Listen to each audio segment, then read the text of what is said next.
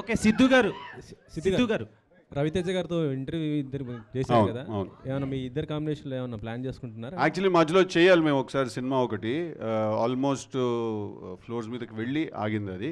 But చాలా క్రేజీగా ఉంటుంది నేను రవితేజ గారి సినిమా చేస్తే. ఓకే సిద్ధు గారు ఎలాంటి సినిమా అనుకుంటారు? అది అంటే ఇప్పుడేం లేదు కదా, కథేం లేదు. సో ఏదైనా ఒకటి వస్తే something that can excite the both of us, definitely why not. Siddhu garu last question, OG లాంటి బ్లాక్ బస్టర్ సినిమా తర్వాత తమన్ గారు తెలుసు కథతో వస్తున్నారు. సో అది మీ సినిమా అవ్వడం మీకు ఎలా అనిపిస్తుంది? అండ్ ఈ సినిమాకి తమన్ గారు ఎంతవరకు ఎసెట్ అయ్యారు? డెఫినెట్లీ. ఏంది మీ ఇల్లు అనుకుంటురా మీ ఇద్దరిది? డెఫినెట్లీ. అంటే Thaman is a very big asset to the film, there is no doubt about it. ఇవాళ మీరు చూసిన ట్రైలర్ స్కోర్ కూడా తను 2 అవర్స్లో కొట్టాడు. అది just in 2-3 hours he compose this score.